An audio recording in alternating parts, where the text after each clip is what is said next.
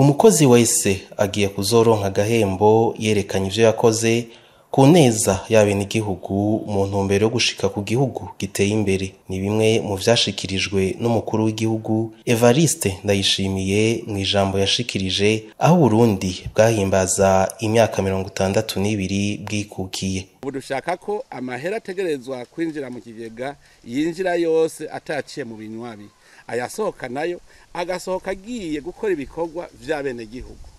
Mbere turipfuza gushika no ku rugero atamukozi w'igihugu ashobora kuronka agahembo aterekanye ico yakoze ku neza y'abenegihugu. Murazi ko ingingo ngenderwako mu iterambere ry'igihugu ari iterambere rikomoka ku mwenegihugu rikongera rikamugarukako. Muzobaze n'abandi bateye imbere, igihe cyose iterambere ry'igihugu rikomoka ku bikorwa vy'abenegihugu, umwe wese kubimwega, uburongozi bw'igihugu nabwo bugatunganya ivyavuye mu bikorwa vy'abenegihugu ku neza yabo. Umukuru w'igihugu Evariste NDAYISHIMIYE abandanya ahimiriza buri murundi wese n'umunyamahanga guhindura ingendo kugira igihugu cikukire mu bijanye n'ubutunzi.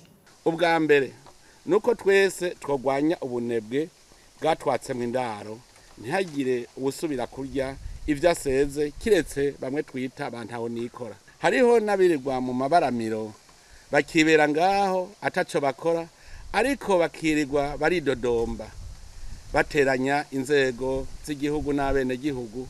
Abo turabategetse baje ku kivi bakore kugira ngo bagye ivyo bakoreye. Mu Burundi nta numwe abuze ico yokora, ingorane nuko benshi muri bo bumva ko gukora ari ukumusuku w'abandi.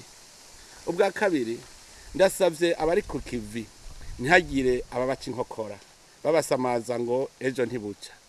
Mumenye ko hariho abafitiye ishari uyu muvuduko turiko mw'iterambere, kuko uwo twahora dusega turiko turamuca mu myanya y'intoki.